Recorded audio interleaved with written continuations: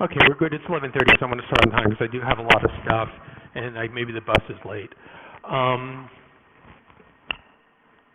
The 7 rules for world-class technical documentation. Okay, in case you don't know it, this is like an exclusive club, so we're going to close the door in a minute, and nobody else will be able to come in, and that'll be it. So this is Jules. He's the production manager. Okay, this is a job you have to work your way up to, and we're great. So let's do a little run here. Let's hit the space bar. Boom. All right. So here's what we are. There you go. Jules rocks, right? Okay. So what you'll be able to do at the end of this, we're going to do who are you, who am I, why am I here? The big existential question of all time: why am I here? And then I'm going to talk about defining world-class technical documentation, the 7 rules, real-world examples, and I'm going to spend a lot of time on video. Now, I know I've done this like a lot. How many of you people have seen this show before? Okay, we have one person. He's the plant at the back. He's actually the reviewer from Hollywood Reporter. All right. So, here's what I'm not here to tell you. I'm not here to tell you about how to put a technical documentation infrastructure in your organization. That's another talk. And I'm going to be spending a lot of time talking about content and content creation. And at a very granular level, because I've learned some things over the years that I want to share with you. So let's, Jules, there you go. Okay, so when this is over, you're going to be able to make documentation that's easier to understand, more engaging, and becomes more accurate over time and clear in purpose, okay, which is what is good technical documentation. Jules. Boom. Okay, so who are you? How many people here let's do writing technical documentation as part of their job? Creating technical documentation? None at all. Okay, remember the first slide. Oh, did you forget the first slide? Jules, go back. Go back. The first slide. All right. All right. So let's try again. How many of you people are doing technical documentation as a way of life? All right. There is a firing squad. All right. Okay. Keep going down. All right. Go back. Okay. How many people like it? Like, this is like really cool. I can't wait to do this. Nobody likes it. All right. How many people hate it? I don't wish I could ever do this again. All right. All right. All right. I'm sorry. You probably, what can I say? Nobody liked WhatsApp until everybody started using it, I guess. All right. So next one. All right. That's who I am. This is actually an older shot. This is when I was really adorable before I became moderately adorable. So hit the space bar, please. Okay, that's Buddha up there. My Buddha tells me, you are not your things, right? Because they're on. And then hit the space bar. All right. And then Santa Claus tells me I am my things. All right, then Santa Claus tells me I am my things. Hit the space bar. All right, and my dog is in a gang, and this is my dog, Itchy the dog, and Itchy the dog goes with me everywhere I go. And this is taken on. There's my toothbrush. It's very important that you know about my toothbrush, because if you're going to write good technical documentation, you need to have clean teeth. Okay, I'm going to tell you that right now. Next. All right, hit it. Boom, that's the show. I've been writing a lot. I've been writing since really professionally since 1994. So that makes me almost old. And so I've been doing this stuff. And I didn't make this up. I didn't have this epiphany about how to write. People taught me, and these were really a breed of person that no longer exists in the world. I need to share this with you. And the breed of person that no longer exists is called a technical editor. They've been eliminated pretty much from our landscape. That and pretty soon driving cars. And we're paying a price. I'm going to talk about the price we're paying in a minute. So I learned a lot of stuff from these people. They were ruthless with me. They were just brutal, but they taught me how to write technical documentation. Next. All right, so here's a dirty little secret. Hit the dirty little secret. Gone. It's all hard, even the easy stuff. Even the easy stuff is hard. And what do I mean by that? So what I'm going to do, hit it again. All right, so let's take a look at this piece of technical documentation. I have to read from the screen. And what it says, throughout most of the years when silver dollars and smaller denominations were minted in actual silver, the mint value of the silver was substantially less than their face value. As a result, the monetary value is based on government fiat rather than the commodity value of their contents. And this became especially true following the huge silver strikes in the West, which further depressed the silver price From that time on until the early 1960s, the silver in the United States dimes, quarters, halves, and silver dollars was worth only a fraction of their face value. Boom. That's a lot of language. That's a lot of language, isn't it? So what do you got? You got value. You got all this stuff talking about value. Hit it again, Jules. You got stuff talking about, once more, a relationship, which you got to know to play. Once more, well, okay, hit it again. Go ahead. Okay, he's doing a great job as a production manager, isn't he? All right, good. All right, so here's the deal. So we read this big pile of words. Probably was about 120 words in there, and there's 4 different definitions of value. Intrinsic in there, explicit, not intrinsic, explicit in there. So you got to know what those mean. If you don't know what those mean, you're not going to understand what's going on. Hit it again. Now you have a relationship that you have to understand. The price of silver and the huge silver strikes. You got to understand that. If you don't, you don't even get the passage. Next one. All right, and government fiat. And here's what a government fiat means. I will tell you this right now. Hit it, Jules. Boom. It's a car. All right? Because that's what the reader thinks. This is a car about the government. Go on. Next slide. All right, so what is world-class technical documentation? It is increasingly accurate, it is engaging, purposeful, and here's the kicker, friends. It's easy to understand. If you don't understand what you're reading, I'll let you in on it right now. It's not your fault. It's not your fault. Remember Good Will Hunting? It's not your fault. What do you take? I'll take the wrench. Oh, I usually take the belt. That's what most technical documentation is. Do I get to choose the wrench, or do I get to choose the belt? All right, next. All right, so here's the 7 rules. And those of you that have seen it before, I have changed it. It is not what's in the article. I've seen the light. Rule number 1, if you don't want to read it, don't write it. If you don't want to read it, don't write it. Rule number 2, don't confuse and don't abuse. Rule number 3, before you start, be very clear about what you want your reader to do when you end. Next, write to an outline, always. Not sometimes, always. Next, clarity equals illustrations plus words. 6, watch the pronouns. 7, embrace revision. Okay? Everyone go home now.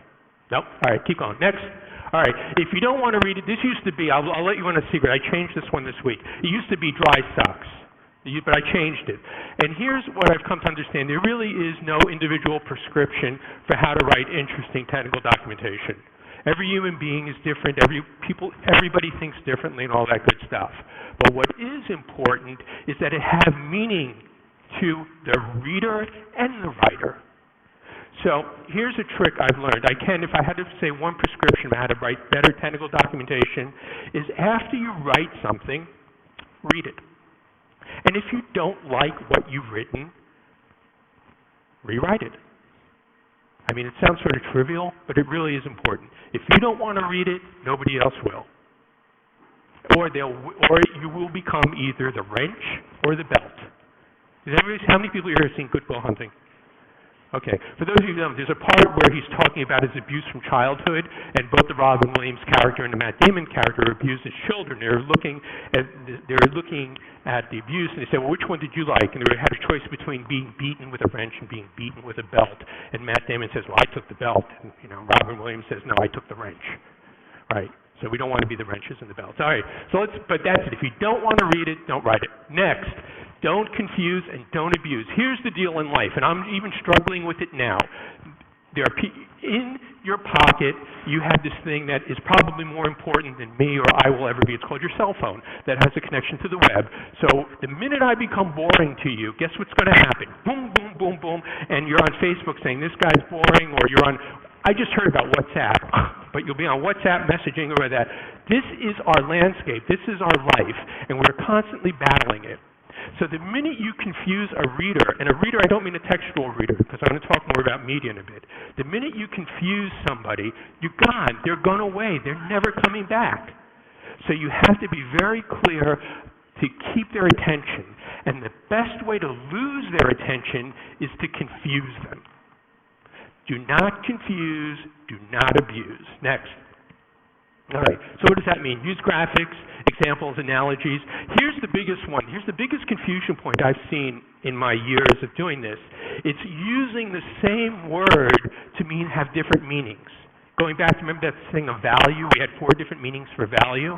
And like, what is this guy talking about? So use the jack to jack up your car. You got me. Right, use a noun to do a verb, or use the jack to elevate a car. If you found, and redundant, the thesaurus really is your friend. If you find you're using the same word twice with different meanings in the sentence, don't. But that's English 101. All right, next. All right, so the other one is when you're writing, be very clear of what you want your reader to do when you end. All right, this is not a novel. There's no mystery here. You want to be very clear about the subsequent behavior. You're creating a contract with your reader. And when you create a contract with your reader, you're making a promise, and you need to fulfill that promise. So let them know, like, I promise I will teach you how to make chocolate chip cookies. I mean, the cookbook really is our friend. It's probably the best technical documentation around, because they got to sell them, and they do tend to sell a lot of them. And cookbooks that don't work don't get sold. All right.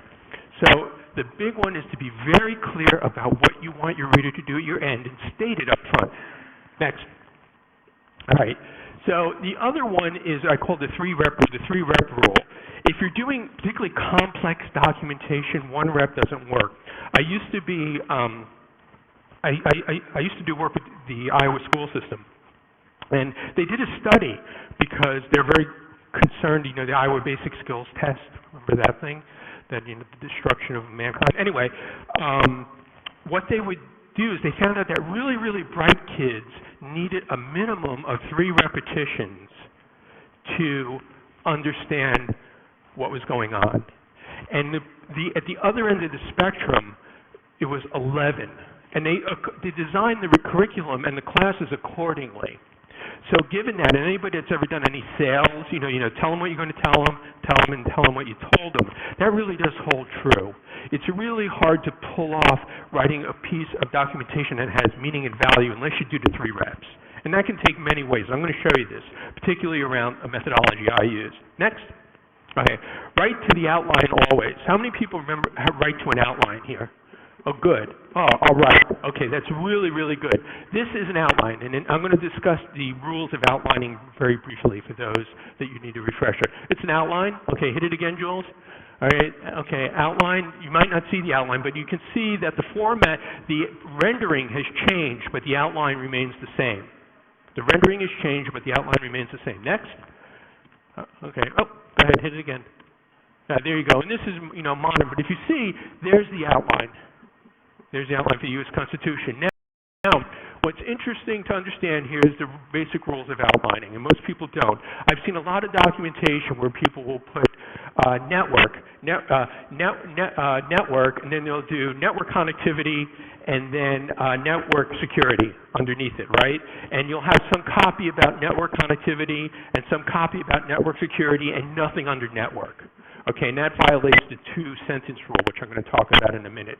But you never have a descendant child with only 1 item, and there's a logical reason for that, and I'm going to go into it in a minute.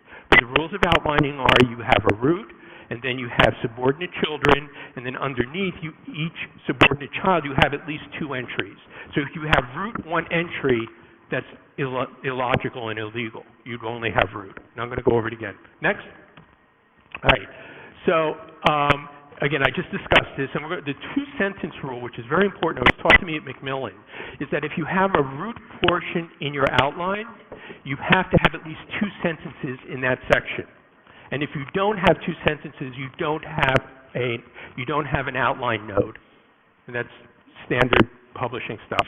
Now, you might say, and this is anecdotal, but I'll share it with you nonetheless. Why do we care about this stuff? Well, in the old days, when books were published in paper, and even though we're seeing a resurgence in paper, it's nothing like what's happening online, is that the way you determined the price that you were going to sell the book at was based on what's called its paper count. Okay, if a book had 500 pages, that paper cost money plus the production costs. And what you do as an author, when you prepare a book, very few technical writers get asked to write books. You have to make a pitch. And the pitch is you provide an outline. The typical rule at that time was an outline to the third level, and you provide a page count at every root note. So that would mean my book title, Chapter 1, page count 30, Chapter 2, page count 40, Chapter 3, page count 50. So what that means is at the end you say, oh, this is a 360-page book. I can now charge $49.95 from it and make a profit. Okay, those days have gone away, and what we have now is we have unbridled publishing, which we're paying a price for, and I'm going to talk about that in a minute too. So remember the two-sentence rule. Every entry point has at least two sentences. Next. All right, so let's talk about good dog, bad dog. On the left here, you can see we have a bad dog.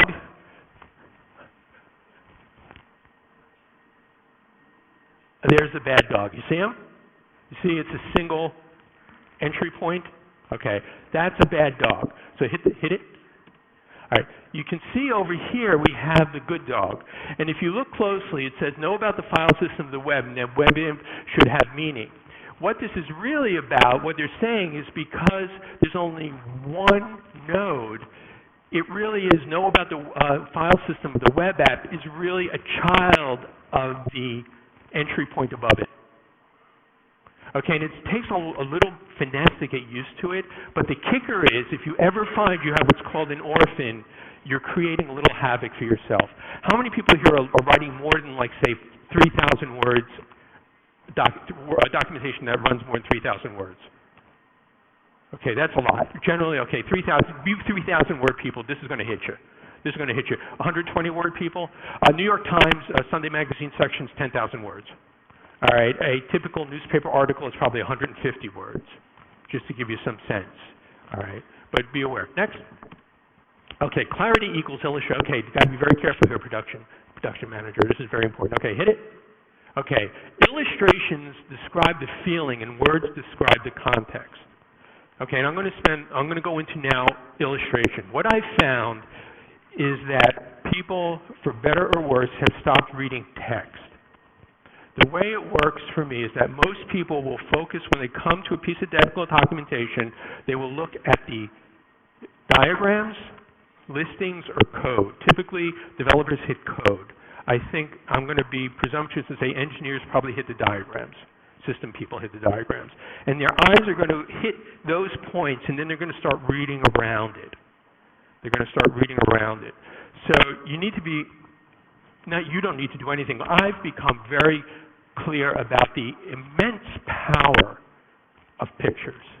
The immense power of pictures. And getting a sense of how to make pictures is a very useful and desirable skill. So let's talk about this. Hit it, production manager. Okay, this is left filling tastes great. How many agonies do we have out there? Is this guy in agony? Okay. How many ecstasies? How many people just don't care? Okay, I just go, okay, so we got a lot of agonies, right? And we got some ecstasies, right? A lot of agonies, some ecstasies. Okay, hit it. Hit it. Boom. All right, there's a couple points here, but do you see how powerful that caption now becomes? And I'll let you in a secret. I was writing for a publication, and generally when I'm writing for a publication, I don't fight back anymore. I don't know. I used to fight back. Now I don't fight back. I don't know. I'll make a guitar. I don't care. Anyway, so the publication said, no, it's all right. We don't need captions. We'll just tell them in the copy to go look at the picture. Well, you're assuming they're reading the copy, and guess what? They're not. They're not. So captioning is a critical piece of technical documentation. People will look at the pictures, code, listings, probably code and listings, and then they read the caption. That's been my observation. So let's do next. So let's do another experiment. Ready? Pay attention. Hit it. Hit it again. Click. Hit it. Okay, what was that about? Okay, once more. Hit it. Oh no. Go up, go up. Hit the up arrows. Up. Once more. Once more. Once more. Okay, go hit it again. Hit it again. Come on. This is a good review. Don't worry. All right, hit it again. Hit it again. Okay, what's it about now?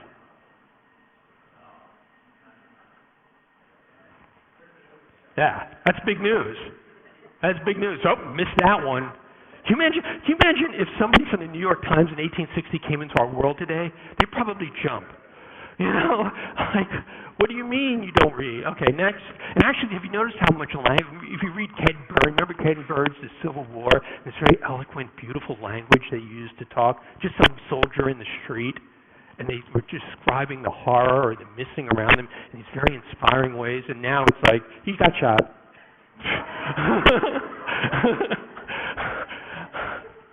Anyway, okay, hit it. Hit it. Hit it. Okay, hit it again. What was that about? Boom. Boom. Okay, next.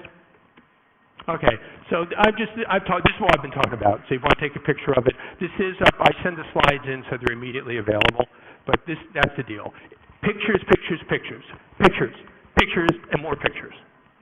All right, now, what I do, and Jules has been the production manager, so I have no idea what's coming. I have no idea what's happening. But here's the deal.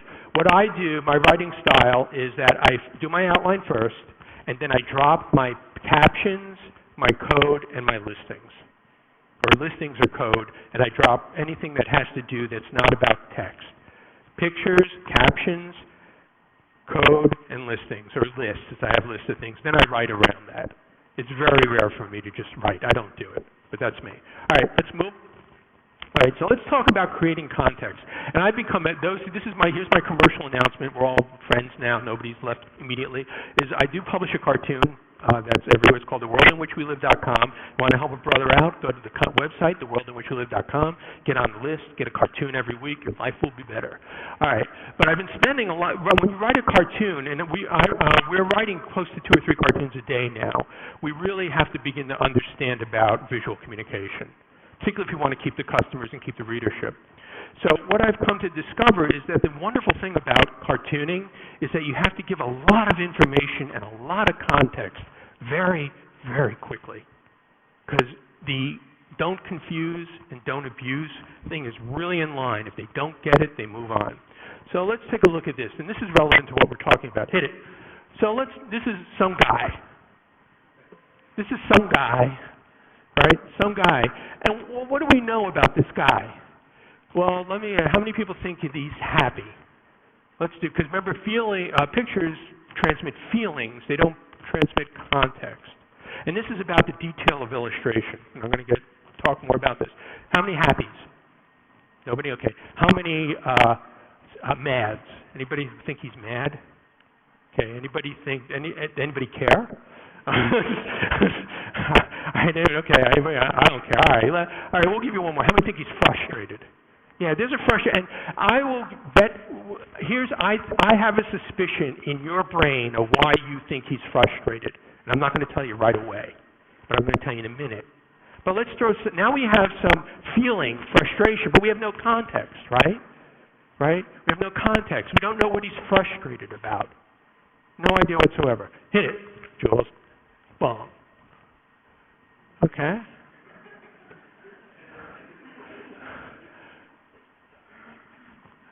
Am I resonating for you all?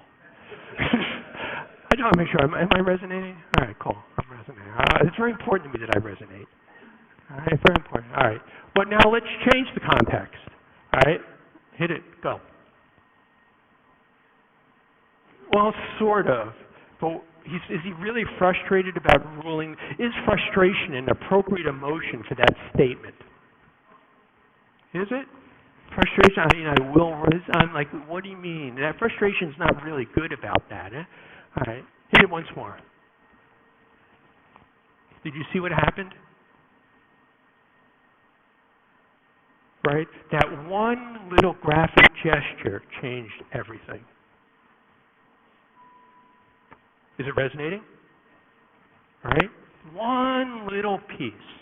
So if you decide to drink the Kool-Aid and you really do decide that text is gone and now the only thing I really have are pictures, now every brushstroke means something. Because what will happen, if you write something that's gobbledygook, nobody's going to read it and you're not going to be sort of happy about it. And if you draw a picture that's sort of thrown together, you're going to lose audience. Miles, there's 34 more out there, right? Yeah, no, don't worry. All right, I want to be clear. There's more copies for you. You just hang tight there. Yeah, we'll get it at the end, right? Right, and you'll also get your bonus sign-up fee with some. We're doing timeshares, I think, in where are we doing? Someplace. Anyway, all right. So that's not. So it's I will rule the world, and also, okay. So now we caption it up a bit. All right, we play with our captions, but that one little gesture changes everything. Okay, let's talk. How are we doing on time? So this is really this is a poster child for really a nice piece of what I consider well-constructed documentation. Okay, we have the line. We don't have the outlining here, but you can see it's figured and captured, and there's reinforcement. And the other thing is, let's go back to don't abuse, don't confuse. Here's what you don't ever want to do. You don't want the reader's mind to wander. Wandering goes into confusion. And so how many times have you read first of all, you've read something like the figure G will show you about how to plug in the amplifier. Well, where's G? Right? So I'm a big proponent of putting direction. Figure G below, right? And also numbering and lettering, because if you just do figure or you caption without direction, the mind is going to start wandering. You're not thinking about your content, they're trying to navigate your document. And you don't want that. You want them to be very clear about what they're doing all the time. Don't confuse, don't abuse. All right? Hit it again. What do we got coming up next? All right, so here's just some more. This is a bad dog on the left. You see it's like here's this thing. It's sort of there. Granted, I gave you an outline, but I have no lead-in. And just about everything I'm writing these days has a leading graphic. Everything I'm writing has a leading graphic. But you can see here the purpose, assume knowledge, what you will do. You got me. You got me. Next. All right. This is a bad dog. Okay, so we're trying to do a little thing here. And we got the numbering going. So now we know there's sequence to the diagram. There's sequence. That's good. 1, 2, 3, 4. And I make an AJAX call to a response to a server, an AJAX callback, and I got some stuff going on. But it's still pretty loose. Okay, hit it. Boom. Okay. Now we're better. Okay. Now we're better. Right? And you got me. There's 10% more effort there, but the rewards far outseed the expense. Far outseed the expense. All right, next. All right, this one here, and this is new, but you can see we can get the pictures to start telling a story. Then we get the pictures to start telling a story. So we know the mind, if we look at the picture, says go to 1, okay, and go to 2, and then go to 3, and now you got your story. Granted, do you feel the absence of captioning there? I do. I feel that the caption's not there. The caption is like pulls it all together, and there's no caption, and now I'm lost. All right, next. All right, this is where I'm at these days. This is about the Ready API test suite. But you can see it's 1, 2, 3, 4, 5, 6. There's something in there. You got me. What this is about, I don't know. But I got that. The caption gives me some indication about the image. But now I have the text up front, starting with figure 12, that shows me how to get through. Right? But again, the process is the same. Do the figure, do the caption, do the copy. Do the figure, caption, and copy. Okay. Let's go. All right, the pronouns. This is a big one. Good. Are we doing okay here? I mean, I'll sing if you need me to. All right. All right. Yeah. Sure. What do you want? Yeah. Sure.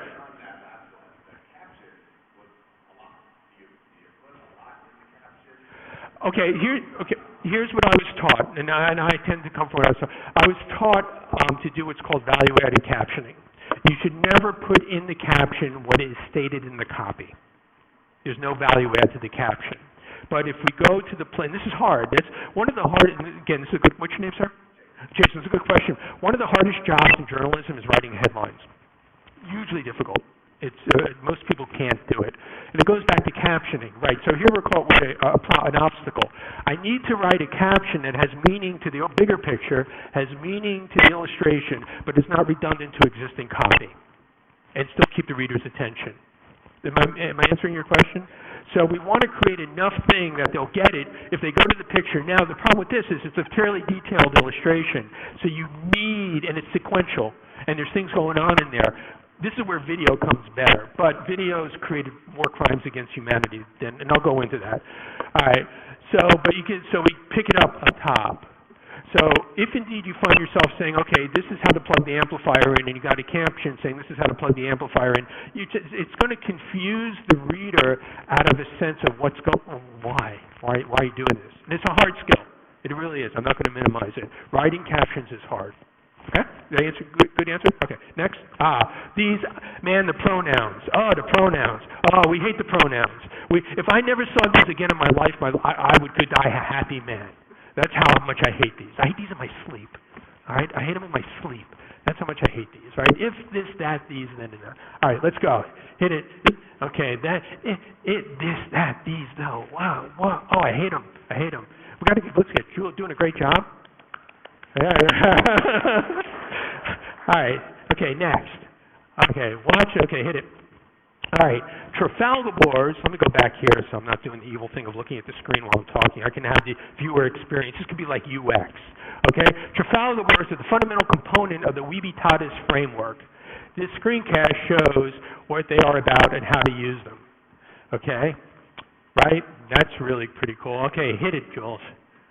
Are we talking about they? Are we talking about the Trafalgar Wars? Are we sure? Okay, hit it. Are we talking about the Weebie-Tadas? Well, first of all, you have no idea what a Trafalgar War is, and you have no idea what a Weebie-Tada is, and so you're confused the minute you walk through the door. I've already used language that has no meaning to you at all. I didn't say, by the way, Trafalgar War, parentheses, that thing you read about, or gave you some way to hold on. Remember that first example, 4 different things of value? Right? You have no way to hold on. I'm losing you. All right, hit it. Good. Boom. One little word changes the whole show.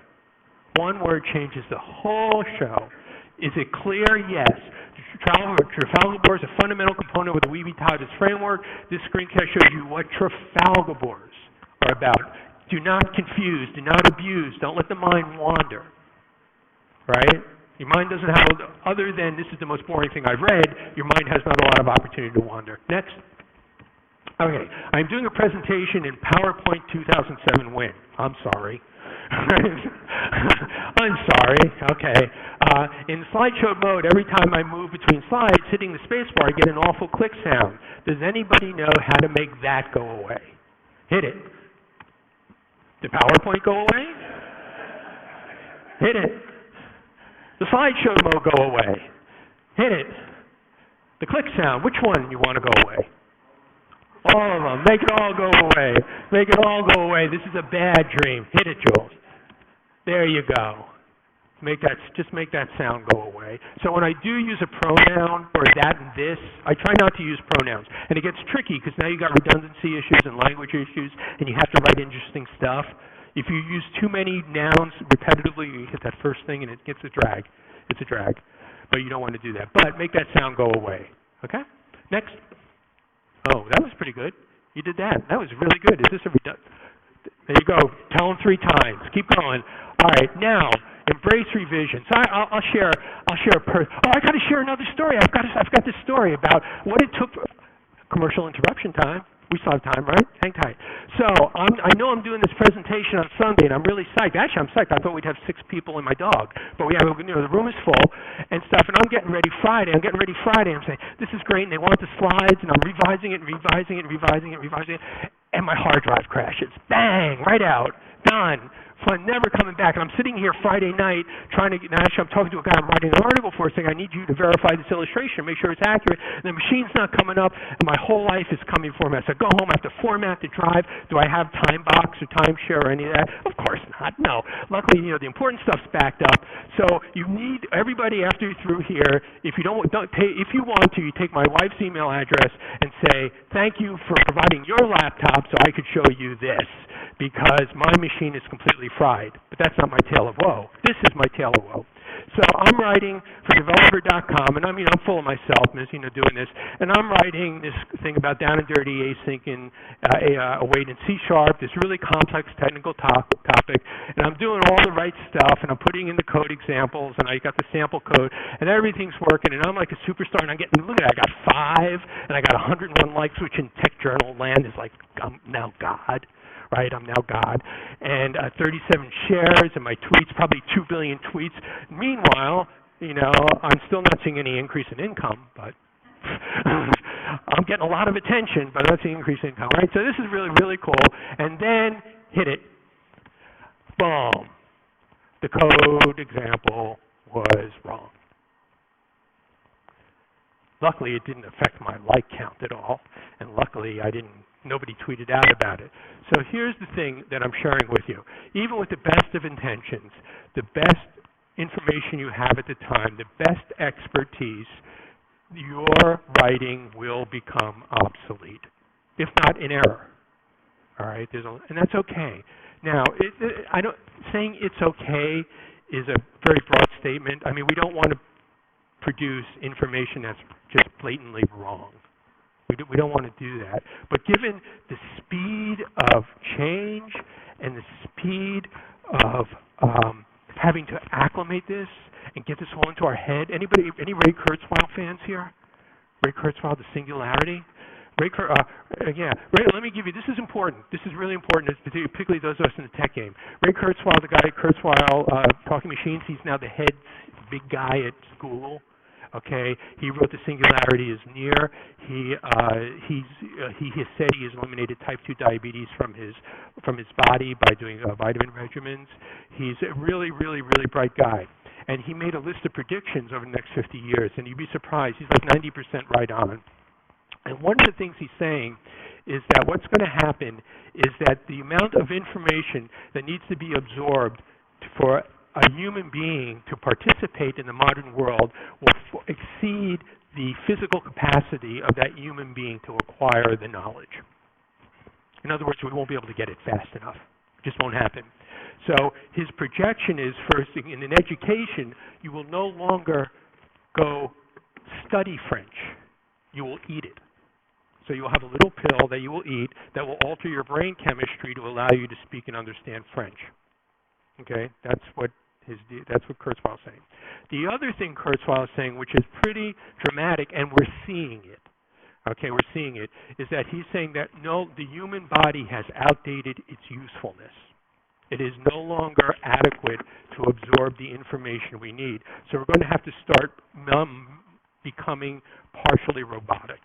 We're literally going to have to make part of ourselves digital mechanical, digital biological. We're going to become partially robots.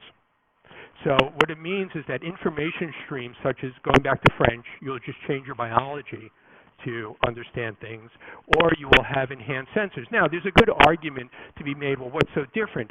Before eyeglasses came along, a lot of people couldn't participate in the information structures. Now, we all wear eyeglasses or contact. Most people do. When you couldn't hear Beethoven, right, you had to listen. You didn't know what sound. Now we have hearing aids. So that trend has always been there. It's not like dramatically new. But what we're going to start seeing now, and this is my prediction. My prediction is that within 5 years, how many people are actually talking to their cars every day now as a way of life? Okay, as the fleet starts to exhaust itself, fleets exhaust themselves. People will start talking to their cars more. That's just the way it is. You don't see driverless cars. The other thing that's going to happen is cell phone, and Kurzweil talks about miniaturization a lot. He's saying that the world is miniaturized and they have nano machines now. What's going to happen is your cell phone is going to go away, and you're either going to have a cochlear implant or a cochlear optical implant. And we saw that they attempted it with Google Glass, right? And you might call it fantastic, not going to happen. What's that have to do with technical documentation? Well, it does, because as information creators, we're going to have to consider what that next generation of information acquisition looks like, particularly at the educational level. So that's going to be revision. Revision cycle, getting it, understanding that next platform. If people said that hypertext think of what hypertext just did. No more, you don't put your footnotes in that whole nine yards. Anyway, that's embrace revision. Next. All right, and that's just pretty much what I talked about. right, next. Okay, this is a big one that I need. This is my little diatribe. How many people you're writing? How many people have work in companies that have at least 500 employees? All right. How many people work in companies with 500 employees? I'm going to assume that 60% with 60% engineering staff. How many people work? 500 employees, 60% engineering staff, 50% engineering staff. All right. Okay. If it was maybe the room was larger, we'd see a shift in the numbers. All right. How many people you have a tech editor on staff? Good. You're my heroes. You get a parade. You get a parade. A tech, and not a tech writer, a tech editor. All right. Here's the deal. When I did my first book, I wrote my first book in 1996. All right, I wrote my first book. The technology is completely obsolete and worthless. But it did give me a royalty check to buy a car. Okay, the royalty check that came in last month, I got a candy bar. But that's all right. But on that book, okay, I had an acquisition editor, a copy editor, a technical editor, a graphical editor, and me. 5 people dedicated to one book. All right? Now, my last article, which got popped, which had a minor inaccuracy, had pretty much me and some of the copy formatting. And we said, okay, we're going to now give technical editing we're going to crowdsource technical editing. And one of the things we haven't been very good about in crowdsourcing technical editing is what I call generous accommodation. It's really, Bob, you dolt. I was lucky on that one. I was really lucky. I've seen stuff that's pretty vicious.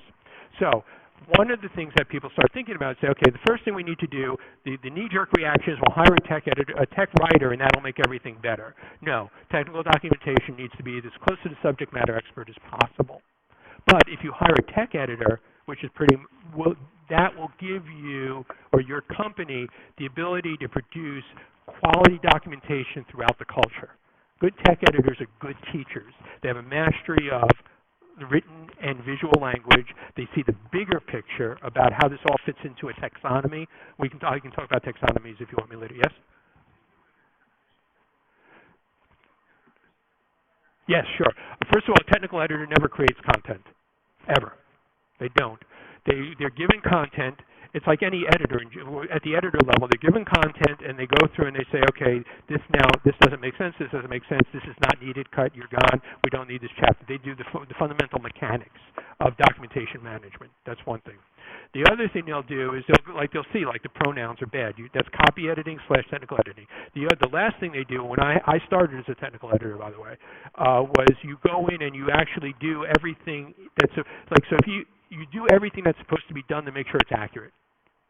So I would get let's say I was doing a programming book and I get a programming example. I go through, set up, do the programming, make sure it worked, and everything that was talked about was indeed accurate. And that's what technical editors do. What? The what? The technical editor is contaminated. It's like anybody else. You don't. Any content creator is by nature. You don't see it. All right, you don't see it. That's why one of the fundamental rules of public publishing is you always have a second set of eyeballs, no matter what. I've done it. The. You ever see 2 Ths? The, or people even is. You just don't see it. You're contaminated. The fantastic story is that when Columbus showed up on the shores of Santo Domingo, the Indians couldn't see him. They didn't have a concept for Columbus. They just didn't see it. All right, and Jared Diamond talks about this. But what they did see is that the alteration in the wave, they just saw the alteration in the waves. They couldn't see the boats on the horizon. There was no boat. They couldn't do it. But they saw that the waves were coming in differently. They were contaminated. They were a part of their culture. So the writer is completely contaminated, even at the copy level.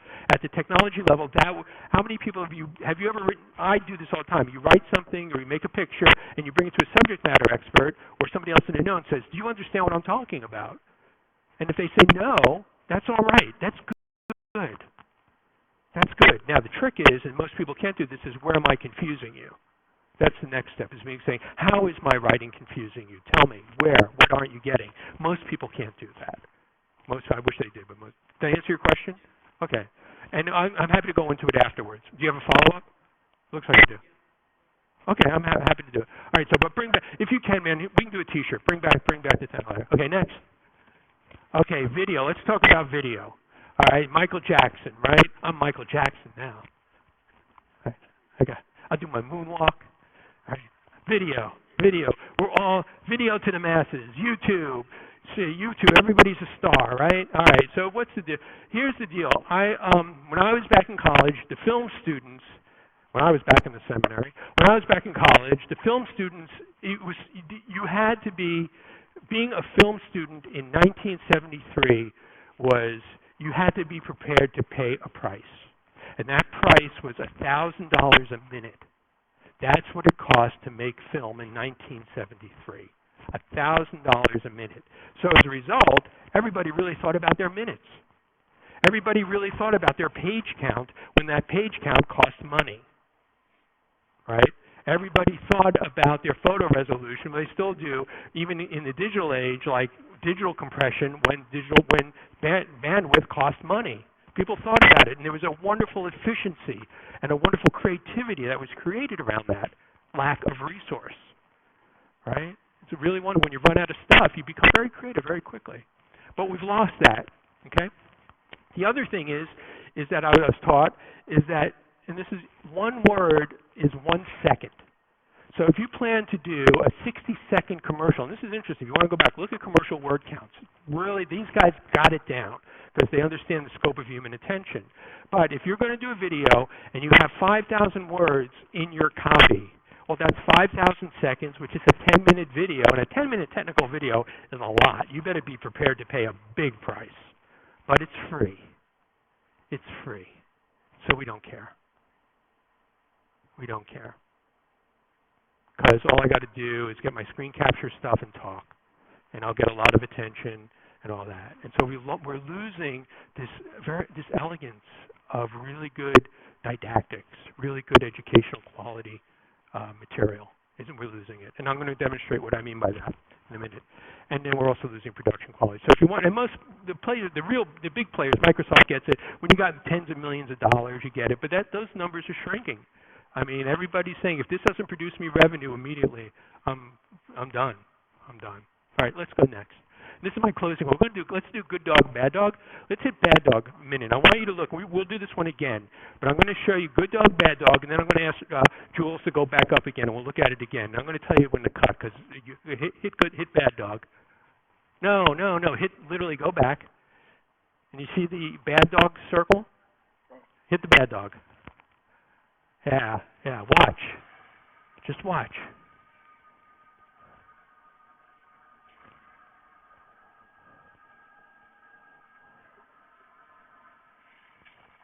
Okay, stop.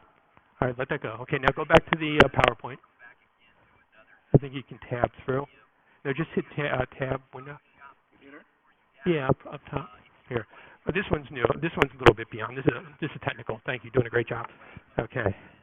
You gotta listen to the video. Okay, now watch good dog.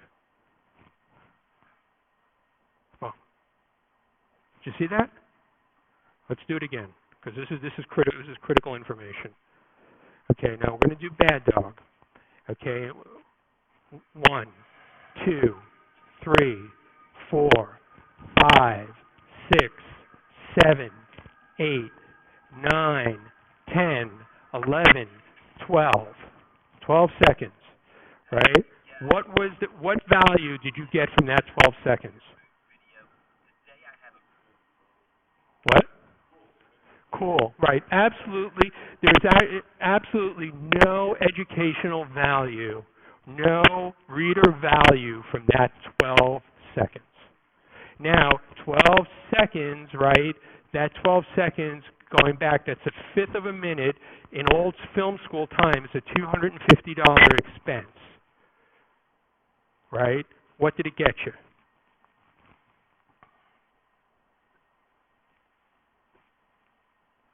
One, two.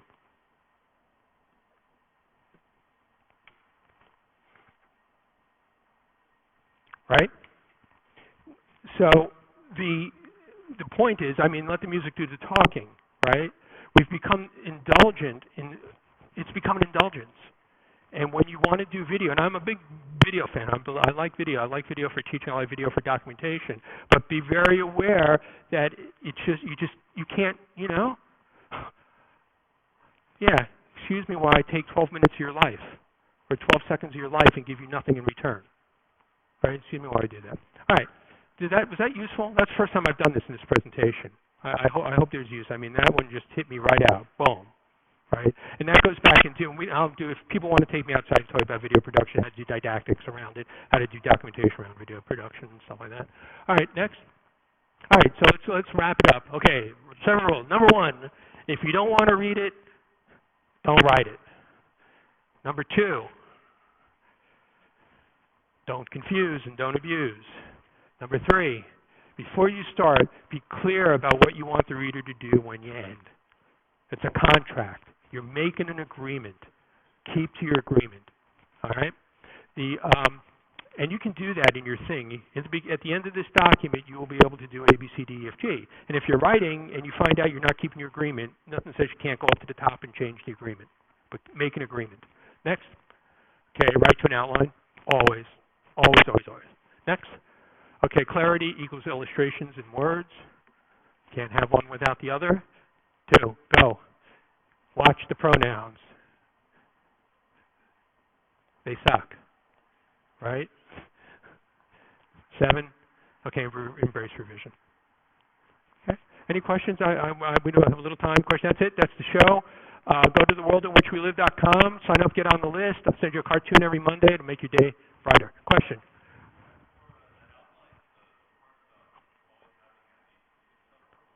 No, I didn't say that. No. Go ahead. What was your question? Yeah. The point is, if you have a root and you never have an orphan, right?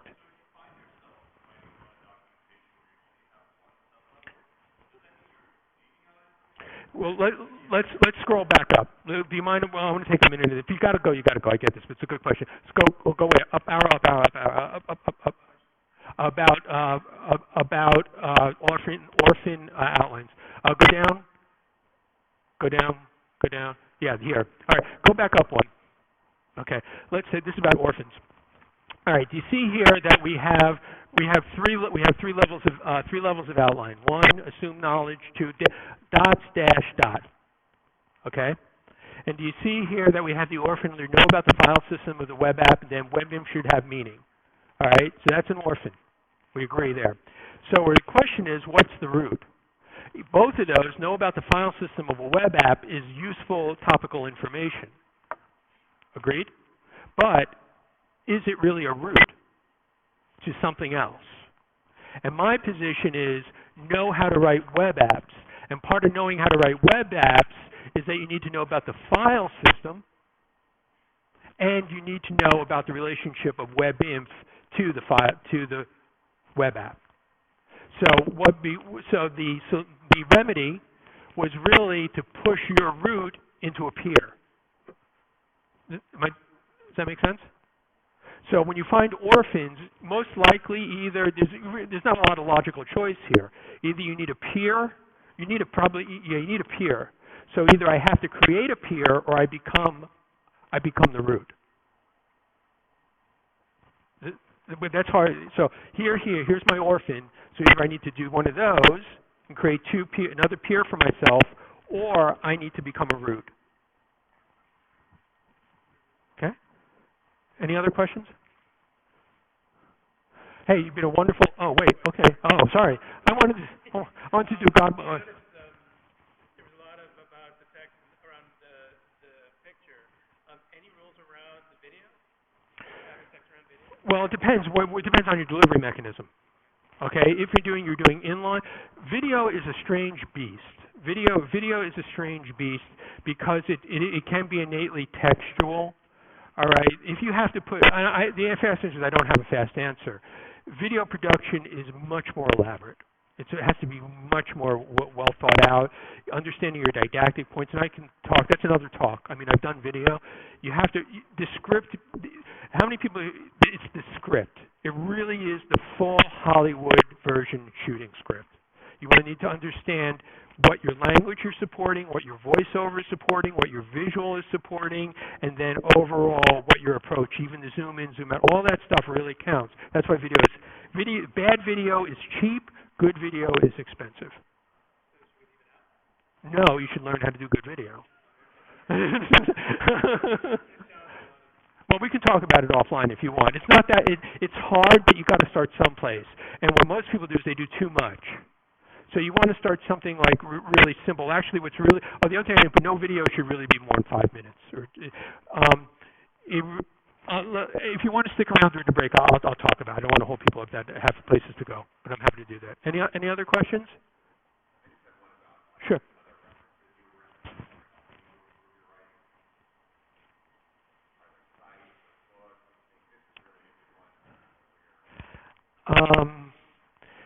I'll give you my email address.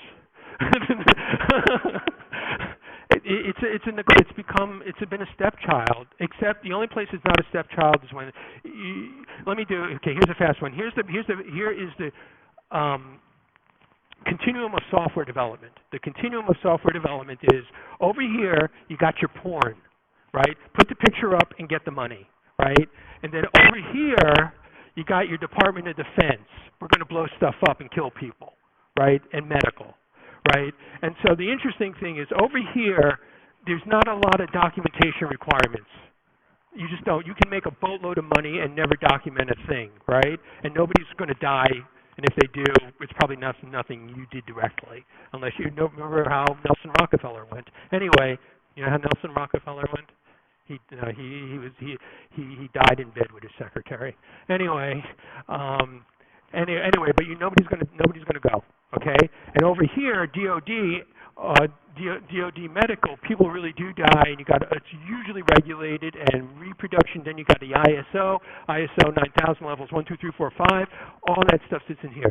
Over here, the documentation is really good. It is. It's dry as all hell, but it's good. Because it's got to be. Most companies, all right, in my experience, okay, you got your porn, you got your DoD. I'm going to tell you what. We're going to have a real-life example before you go. I'm going to start here, and as your company comes on the spectrum, raise your hand, okay?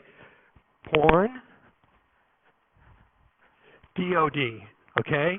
Did I make the exercise clear? So as I come into the spectrum of your company, put your hand up. Okay, here we go.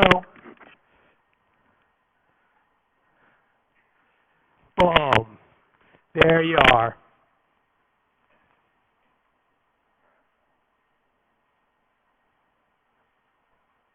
But does it have to be that way? No. Right. The good news is there's a lot of AutoGen documentation. Has anybody seen Swagger, Swagger Hub, Swagger.io? The Swagger people are doing an excellent job of creating AutoGen. You want to get it on the SME level, subject matter expert, as quickly as possible. So you can use Swagger annotation. You can use JavaDoc. At the code level, it's really good. At the systems level, it's a little more difficult.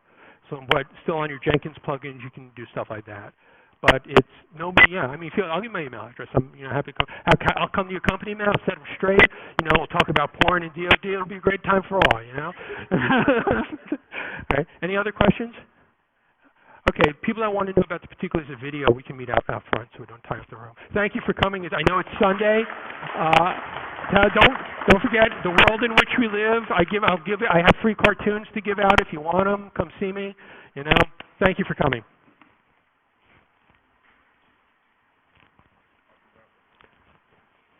Thank you. You did. We couldn't have done it without you. Well prepared and enjoyable. Thank you.